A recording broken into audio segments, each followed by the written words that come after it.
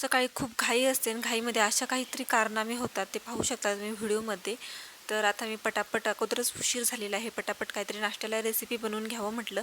तर इथे भाज्या कट केल्या पटापट आणि छान असा कांदा घेतला, टोमॅटो घेतला, आणि गाजर घेतला. तुमच्याकडे शिमला मिर्च वगैरे असेल तर तुम्ही टाकू शकता. आणि कटर घेतलं आणि कटरमध्ये आता छान पटापट फिरवून लगेच याला कढवून घ्यावं म्हटलं तेलामध्ये टाकून. तर लगेच करते तर काय पाहू शकता, दोरी तुटून गेलेली आहे आणि ऑलरेडी मी मोठं मोठं कापलेलं होतं. आता काय करायचं म्हटलं, मिक्सरला टाकून त्याला छान असं पेस्टच झालेली आहे आता. त्याच्यानंतर इथे पॅन घेतला, तेल टाकलं, जिरे टाकलं, मिरची टाकली आणि छान ही भाजीची पेस्ट टाकून घेतलेली आहे. आता मिक्स करून घ्यायचं. तुमच्याकडेच इतकं बारीक नका करू, थोडंसं ओबडधोबड म्हणजे थोडंसं मोठा कांदा वगैरे असावं, इतकं काय बारीक नसावं.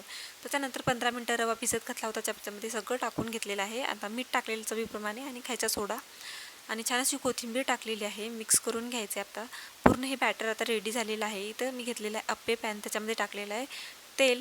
तर खाली चिटकू नये म्हणून मी जास्त तेल टाकलेलं आहे. तुम्ही थोडंसं लावून घेतलं तरी चालेल. त्याच्यानंतर मी टाकलेलं आहे पूर्ण अप्पे, पाहू शकताय. आता 2 ते 3 मिनटं आपल्याला झाकून ठेवायचं आहे. तर मी गॅसची स्पीड जी आहे ते मध्यम ठेवणार आहे, जास्त अशी लो करून ठेवू नका, पटापट करायचे आहेत आपल्याला. तर मी अशी मध्यम ठेवलेली आहे.